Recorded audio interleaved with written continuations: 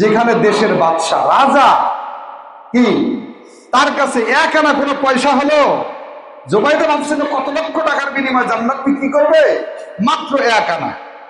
আর মহিলারা তো বেশি দরদি হয়, মহিলাদের কাছে সামান্য একটু মাছ করবেন, কান্নাকাটা করে ভেল্লা বুস টাকার বস্তা দেওয়া শেষ, ঠিক কিনা বলেন?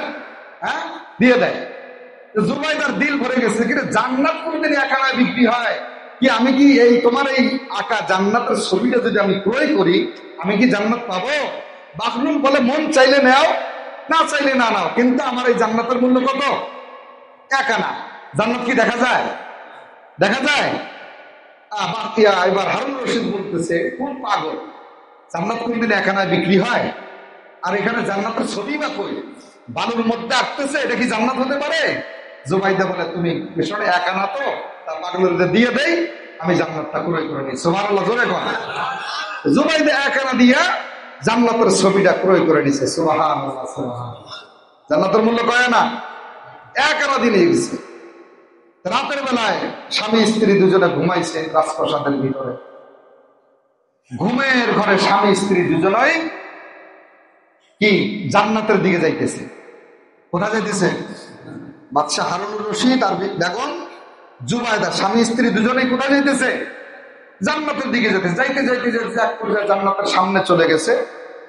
এবার বাদশাহ হারুনুর রশিদ জান্নাতের ভিতরে ঢুকতে চায়।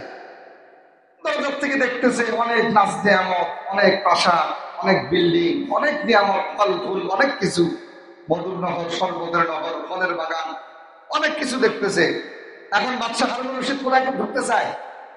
জান্নাতের ভিতরে ঢুকতে চায়, কিন্তু জান্নাতের দরজায় যারা দাঁড়ানো, যারা গেটম্যান, তারা বলতেছে, বাদশাহ হারুনুর রশিদ, এই জান্নাত তো তোমার নয়, এই জান্নাত তোমার বিবি বেগম জুবাইদার এক আনায় কেনা জান্নাত, তার জন্য তো এই জান্নাতের বরাদ্দ, তোমার জন্য তো বরাদ্দ না। সুবহানাল্লাহ, জোরে বলেন। হারুনুর রশিদের ঘুম ভেঙে গেছে। হারুনুর রশিদের ঘুম ভেঙে গেছে। হায় রে, আমার বিবি এক আনা দিয়ে জান্নাত করে গেল পাগলের কাছে, তার জন্য এত বড় জান্নাত, তাহলে আমি আর দেরি করব না, আজকে সকাল সকাল ঘুম থেকে উঠে আমি পাগলের কাছে গিয়ে এক আনা দিয়ে জান্নাত কিনে আনবো। সুযোগ কি প্রতিদিনে হয়? কথা কেন? প্রতিদিনে ঝড় হয়? প্রতিদিনে আল্লাহ রহমত বর্ষণ হলেও প্রতিদিনে কি পাওয়া যায়? সব মজলিসে পাওয়া যায়? বলেন, সব জায়গায় সব কথা বাহির হয়?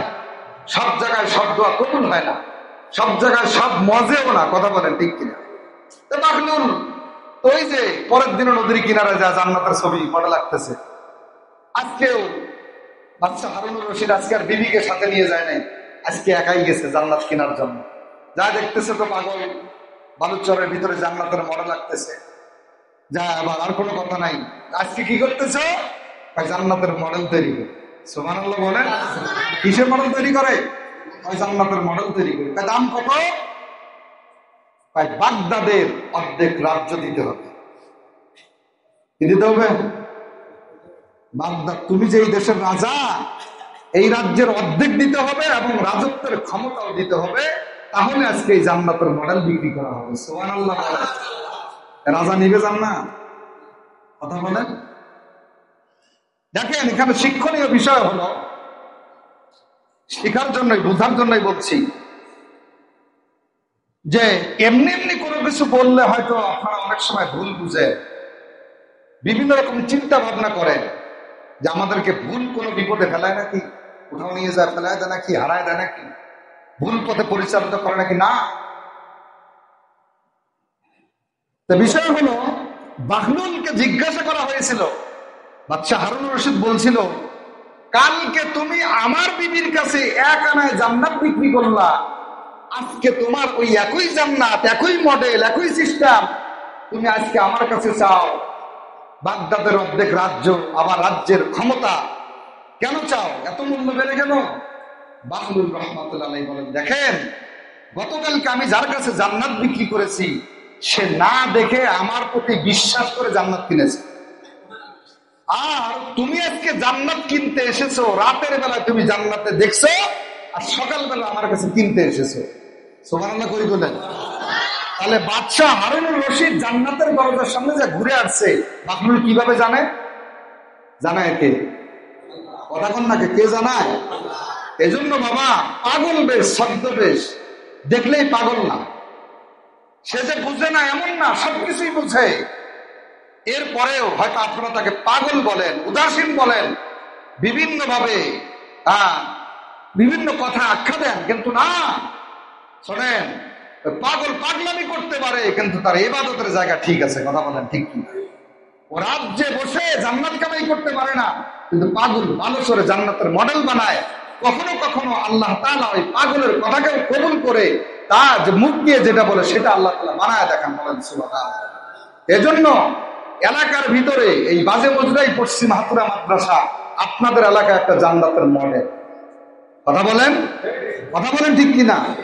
এটা আপনি এখন বুঝতে পারবেন না, কিন্তু মৃত্যুর পরে যখন কবরে চলে যাবেন, যেদিন ছেলে পাশ থেকে চলে যাবে, মেয়ে পাশ থেকে চলে যাবে, সন্তান চলে যাবে, বিবি বাচ্চা সবাই যখন আপনাকে অন্ধকার গর্তের ভিতরে ফেলেয়া সবাই যখন নিজ নিজ জায়গা জমি ব্যবসা বাণিজ্য চাকরি সব ভাগাভাগে নিয়ে ব্যস্ত থাকবে, ওই দিন ওই প্রতিষ্ঠানে 10 টাকার একটা নোট দিছে, আপনার একটা বাচ্চা সেখানে পড়াইছেন, বা একটা বাচ্চাকে লজিন বা জাগির খাওয়াইছেন, একটা বাচ্চার একটা টুপি কিনে দিচ্ছেন, একটা স্যান্ডেল কিনে দিচ্ছেন, এ ধরনের উপকার করছেন। এই যে জান্নাতের একটা মডেল নবীর বাড়ি মাদ্রাসা, এই মাদ্রাসায় সহযোগিতার বদৌলতে আপনি তো জান্নাত দেখেন নাই। মাদ্রাসায় দান করলে জান্নাত পাবেন, মাদ্রাসায় মেহনত করলে জান্নাত পাওয়া যাবে, কোরআনের পাশে থাকলে কোরআন সুপারিশ করবে, এটা তো আপনি দেখেন নাই। দেখছেন না, দেখে বিশ্বাস করে সেখানে সহযোগিতা করে সেটা লালন পালন করছেন, সেটা সজ্জিত করছেন। আল্লাহ নবী বলেন হাসরের মাঠে অদেখা জিনিসকে ঈমান আনার পর, অদৃশ্যকে তুমি ঈমান আনয়ন করার পর সেটার উপর বিশ্বাস স্থাপন করে তুমি যেটা করেছো এর বিনিময় তোমাকে জান্নাতের স্বাদ গ্রহণ করানো হবে, জান্নাতের ভিতরে বাসিন্দা বানানো হবে। বলেন সুবহানাল্লাহ। এজন্য মসজিদে, মাদ্রাসায়, এতিমখানায় অসহায় মানুষদেরকে সহযোগিতা করতে কখনো কৃপণতা করবেন না, কখনো কৃপণতা করবেন না। একজনে কি বলতে চায় মনোযোগ দিয়ে শোনেন, আসলে এই সত্য কথা বলে না, মিথ্যা কথা বলে, এটা আপনি শ্রবণ করেন। যদি করতে পারেন আল্লাহ তাআলা এর ভিতরে কি দিবে? বরকত দিবে। বাহলুল ডাক দিয়ে বলছে, গতকালকে বেগম জুবাইদা যে আমার কাছ থেকে জান্নাতের মডেল কিনছে, সেটা সে বিশ্বাসের উপর কিনছে, দেখে নাই, দেখে নাই। কিন্তু আজকে তুমি রাত্রে স্বপ্ন দেখছো, জান্নাতে তোমাকে ঢুকতে দেওয়া হয় না, তুমি এখন 1 আনা দিয়ে জান্নাত কেনার জন্য আসছো। এখন এই জান্নাতের 1 আনায় বিক্রি হবে না, এই জান্নাতের মূল্য তোমার অর্ধেক রাজ্য এবং রাজ্যের ক্ষমতা। বলে বলেন সুবহানাল্লাহ। এজন্য আমি আপনাদেরকে অনুরোধ করি, ভুল পথে কেউ পা দিবেন না, ভুল পথে পরিচালিত হবেন না, আল্লাহর দিকে ধাবিত হন, আল্লাহর ইবাদত বন্দি করেন, আল্লাহর প্রশংসা করেন। দুনিয়াবি ব্যস্ততা কম দেখে আল্লাহর প্রতি একটু ব্যস্ততা দেখান।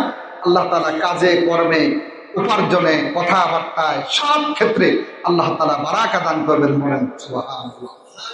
সকলকে যেন আল্লাহ তাআলা কবুল করেন। বলেন আমিন।